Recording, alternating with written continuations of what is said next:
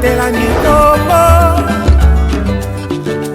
Yahweh, Yahweh, benisa mikongo. Yahweh, Yahweh, batela mikongo.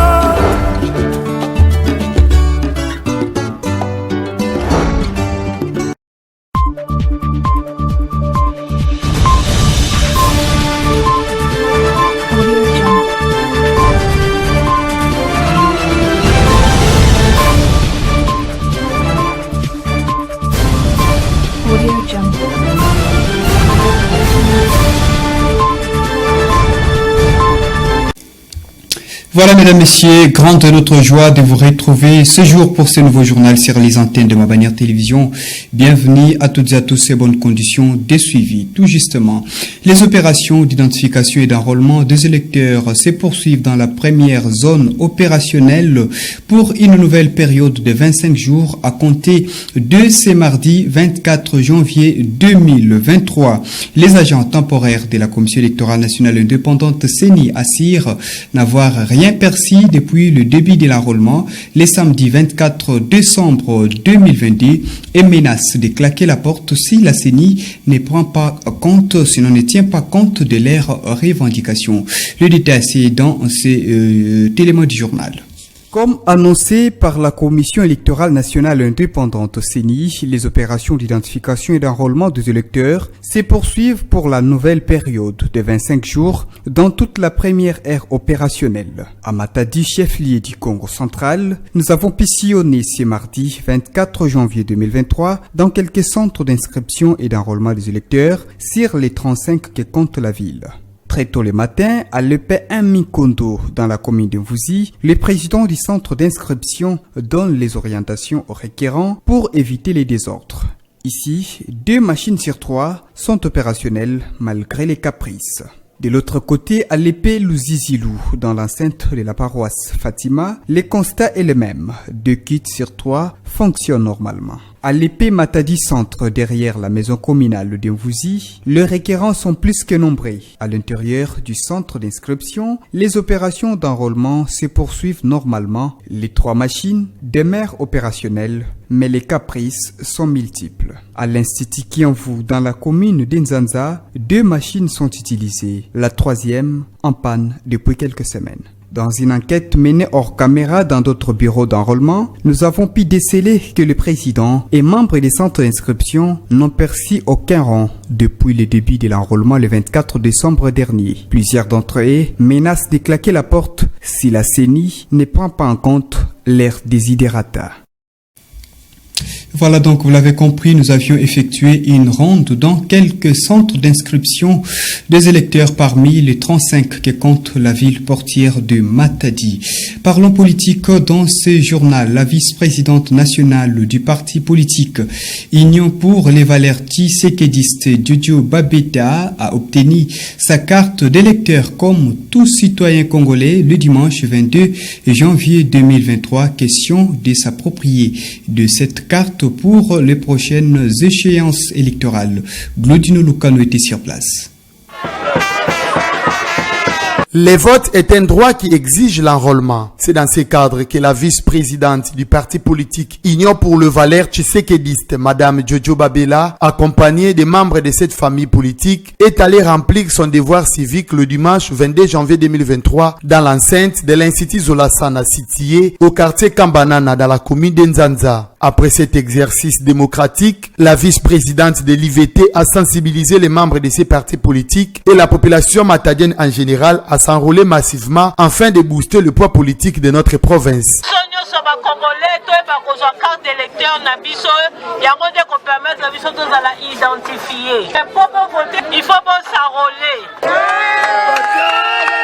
Tressaillis de joie, les sympathisants de l'IVT se sont dit prêts à accompagner leur autorité jusqu'au bout. Pour rappel, l'Union pour le valeur tshisekidiste a été créée en République démocratique du Congo depuis 2020 par un collège de fondateurs, considérant que application stricte des idées de fait Dr Etienne Tshisekedi Wamulumba de Rez Mémoire sortira la RDC de son marasme intégral actuel. Nous restons dans ce chapitre, mesdames, messieurs, le président de l'association sans but lucratif, les fidèles de santé, radio, télévision, Sarah TV, Alex Kumbu s'est également fait enrôler le dimanche 22 janvier 2023 en prévision, bien sûr, des prochaines élections générales en 2023. Pacifique Mwanda. Le président provincial de l'association sans but lucratif, Club Le Fidèle des Santé Radio-Télévision, Alex Kumbu, a répondu à l'appel de la Commission électorale nationale indépendante, CENI en sigle. Accompagné de sa base, le patron du club, les fidèles de Sarah TV, s'est fait enrôler ce dimanche 22 janvier 2023 au centre d'inscription de l'école lycée Kimpangi, au quartier Ngadi, dans la commune de Mvouzi à Mikondo, du sommet de la montagne Kassou. En passant par les centres commerciaux de Mikondo jusqu'au centre d'enrôlement, Alex Kumbu et sa suite ont fait les pieds, accompagnés d'un groupe musical scandant des chants.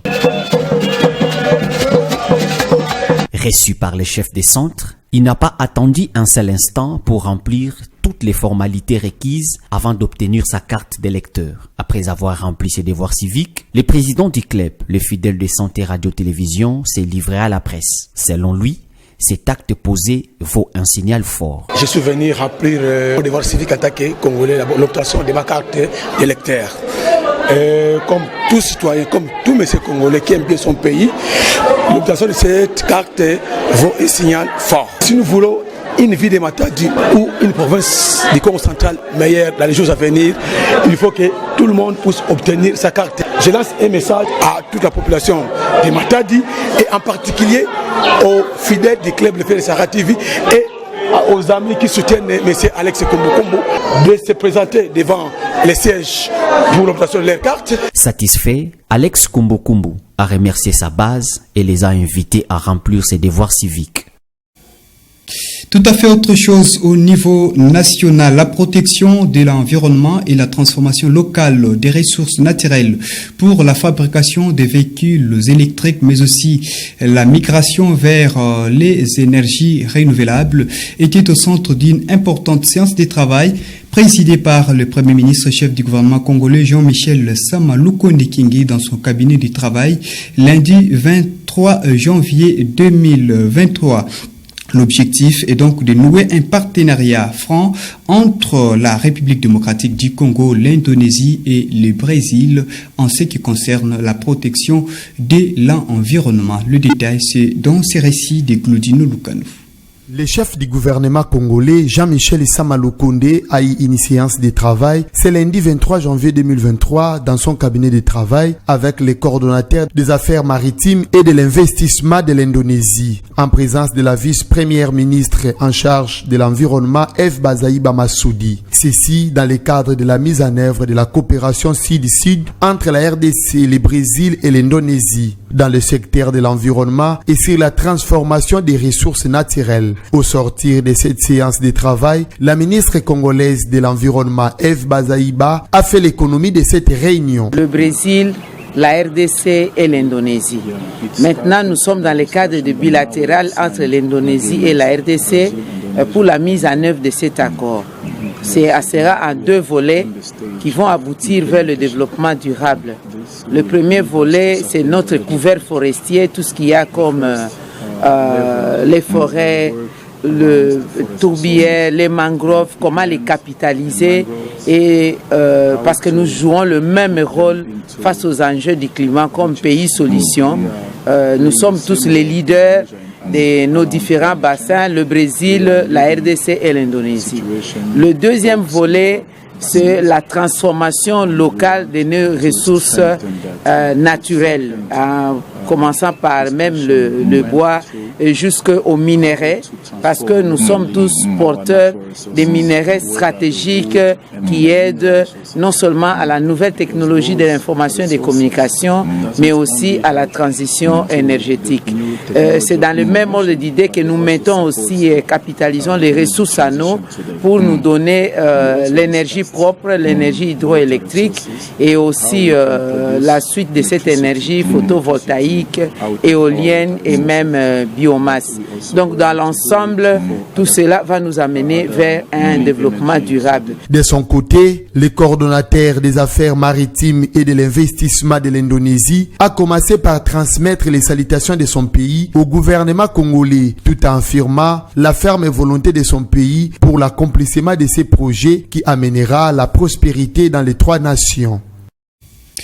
Encore une fois de plus, diplomatie dans ces corps du journal. Le ministre congolais de l'intégration régionale, Didier Mazenga, a présidé la réunion extraordinaire du Conseil des ministres des États de la communauté économique de l'Afrique centrale au Palais du Peuple à Kinshasa, en République démocratique du Congo, en prévision d'une autre conférence qui sera présidée par le président de la République démocratique du Congo et président en exercice de cette communauté sous-régionale pour ce qui concerne la protection de l'une maritime au niveau de l'Afrique. Le détail, c'est avec Mamine Boudi. En marge de la première conférence maritime de la communauté économique des États de l'Afrique centrale, CAC, prévue ce 25 janvier 2023 dans la capitale congolaise, le ministre congolais de l'intégration régionale Didier Mazenga, en sa qualité de président du Conseil des ministres de la sous-région, a clôturé ce lundi 23 janvier 2023 au Palais du Peuple la session ordinaire du Conseil des ministres de la CAC devant le ministre des 11 États membres. Pendant 6 jours, les membres du gouvernement de la CIAC ont débattu sur la sécurisation de l'espace maritime de la sous-région. Les recommandations prises au cours de cette réunion ont été annoncées par le ministre congolais de l'intégration régionale Didier Mazenga. Les États membres se sont engagés à élaborer et mettre en œuvre une politique maritime communautaire intégrée et articulée autour de 3 piliers, à savoir l'amélioration de la gouvernance maritime, la protection des intérêts vitaux de la communauté en mer et la mise en valeur commune et intégrée de la mer par le développement d'une norme bleue.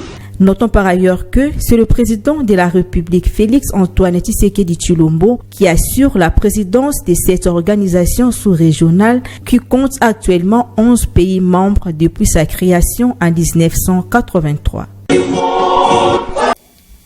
Voilà donc, mesdames et messieurs, quittons cette note de la communauté économique des États de l'Afrique centrale pour aborder l'actualité continentale. Plusieurs pays africains, les cas de l'Afrique du Sud, le Mali et le Burkina Faso cherchent à renouer leurs relations avec la Russie pour se protéger au niveau interne mais aussi externe. En ce qui concerne cette note, le chef de la diplomatie russe, Sergueï Lavrov, séjourne en Afrique du Sud pour la consolidation de leurs liens d'amitié et de liens d'affaires entre la Russie et l'Afrique du Sud. Les détails, c'est avec ces récits de nos confrères de TV5 Monde. La rencontre entre ministres des Affaires étrangères pourrait passer comme usuel. Mais dans le contexte, cette visite de Sergueï Lavrov à Pretoria ce lundi a pris un grand relief. Elle révèle un soutien clair de la diplomatie sud-africaine au gouvernement russe, malgré l'invasion de l'Ukraine. Pour la ministre sud-africaine Naledi Pandor, Moscou est un partenaire précieux. L'an dernier, en 2022, nous avons commémoré 30 ans de relations diplomatiques entre l'Afrique du Sud et la Fédération de Russie. La riche histoire de nos relations remonte bien sûr à la période de la lutte contre l'apartheid que le peuple sud-africain a menée dans sa quête de liberté politique et économique. Pour la diplomatie russe, c'est un succès, alors que les États-Unis et l'Union européenne cherchent à isoler Moscou. Sergueï Lavrov a réitéré sa volonté de négocier avec l'Ukraine et, au passage, a légèrement fait évoluer la qualification officielle d'opération militaire spéciale. Le ministre russe des Affaires étrangères n'hésite plus à parler de guerre. Si nous parlons de ce qui se passe en Ukraine, c'est une guerre, pas une guerre hybride, presque une vraie guerre que l'Occident a fomentée contre la Russie depuis longtemps. L'objectif est de détruire tout ce qui est russe. le langage, la culture qui ont existé depuis des siècles en Ukraine et d'empêcher les gens de parler leur langue maternelle. Cette amitié russo-sud-africaine a suscité des critiques dans le pays. À l'extérieur du ministère, la communauté ukrainienne manifestait contre cette réception et l'opposition politique la dénonce. Mais le gouvernement de Pretoria ignore ces reproches. Des exercices navals avec la marine russe et chinoise sont annoncés pour février au large de l'Afrique du Sud. Vous l'avez certes compris, mesdames, messieurs, c'est par ici que nous tirons les rideaux de ce journal. Merci à vous de l'avoir suivi et très bonne suite des programmes sur nos antennes.